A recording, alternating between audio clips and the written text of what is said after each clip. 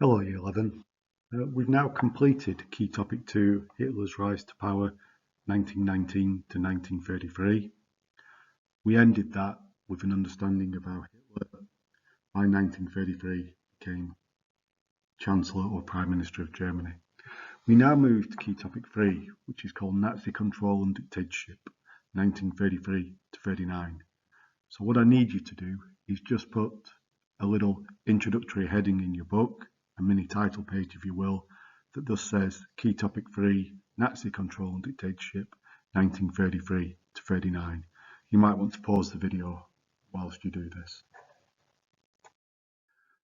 Okay, Year 11, just a quick recap on how Hitler becomes Chancellor. You've written a 12-mark question on this, and hopefully you're well aware the examiner would expect you to know 3 factors or be able to explain 3 factors about why Hitler became Chancellor in January 1933. Number 1, perhaps the biggest factor, is due to the worsening economic position of Germany during the Great Depression and the government, that is the Weimar Republic's failure to deal with it. That gives Hitler his opportunity. Obviously, which is the second bullet point, is able to exploit this opportunity because the Nazis were well organised, they used propaganda effectively, and they had Hitler as a secret weapon, his direct appeal to the German people. So obviously the Nazis became popular in the period after 1929. And then finally, Hitler, the examiner would expect you to know, is actually helped into power. So it is Hindenburg and von Papen and their plotting that made Hitler Chancellor, believing that they could use him and control him and use the Nazi movement and use the Nazi MPs in the Reichstag to get their policies through. Okay. Okay, at this point, I want to do some thinking. So remember, on the 30th of January 1933, Hitler became Chancellor of Germany. We see him on the balcony of the Reichstag building there with Hermann Göring, his deputy, next to him. But I want you to think carefully about what were the checks on his power. So you need to think really about the Weimar Constitution and who could cause problems for Hitler. So pause the video and think about that for a few moments. Okay, hopefully you've thought about a few limits to Hitler's powers in 1933 as he becomes Chancellor. Number 1, he was only Chancellor. He's not President of the Weimar Republic, so there is someone above him in terms of the power structure of Weimar. His powers were limited.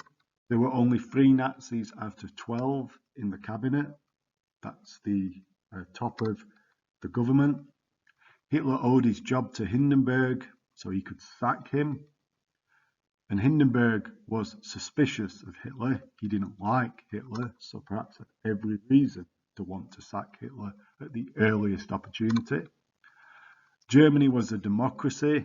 He could only make laws if the Reichstag or Hindenburg approved. And Hitler lacked a majority. The Nazis were the single largest party.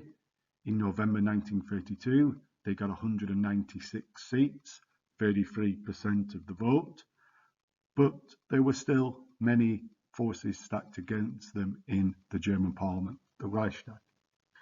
And Hitler was aware that the Nazi movement was in a precarious position.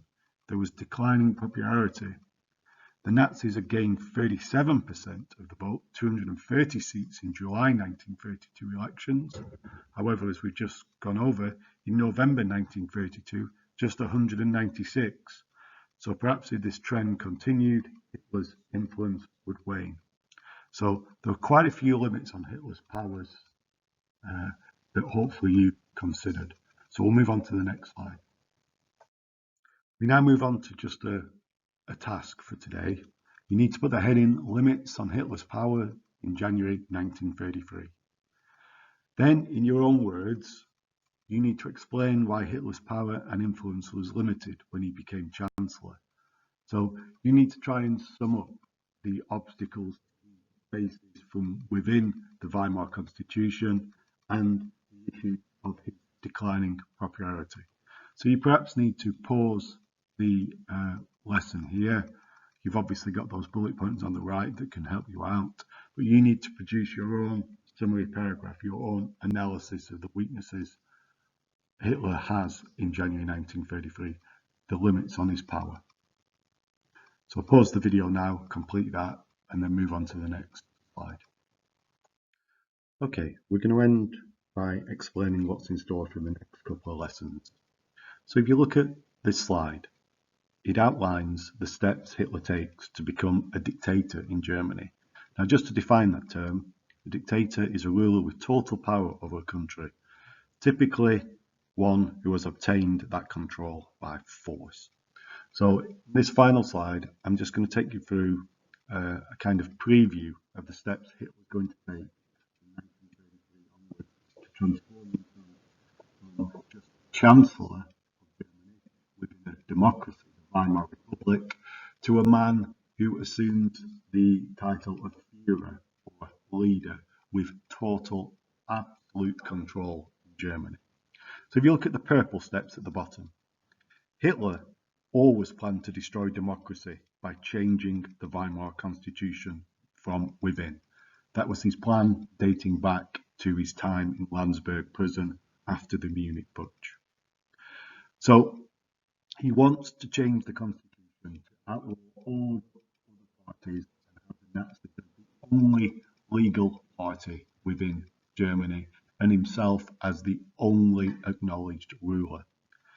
To do this, he needs a 2/3 majority in the Reichstag to alter the constitution.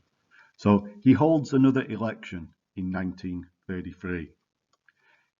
The second step, Hitler did well in this election. He improved Nazi support, but he failed to win the 2/3 majority that he needed to change the Weimar Constitution.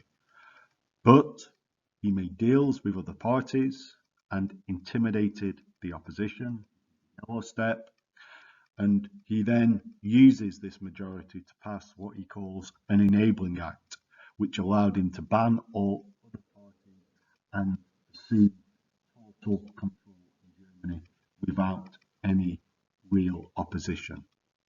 Now, the final steps, the green steps, Hitler, with the enabling act, became absolute leader of Germany, but he now actually feared senior Nazis within his own movement. So he believed people in his own party were plotting against him. So he purges, that means gets rid of all opposition to his rule in the Nazi party in something that becomes called the Night of the Long Knives. And then finally, the aging President Hindenburg dies. And after the death of Hindenburg, the last remaining obstacle to Hitler's total power is done, and Hitler makes himself Führer after Hindenburg's death. So what we'll do in the next sequence of lessons is we'll look at each of these stages and understand in real detail how Hitler is able to have a legal revolution in Germany, whereby he destroys the German democracy, destroys the Weimar Republic, and emerges as the Führer, the complete leader with total control of Germany. Okay, that's the next couple of lessons.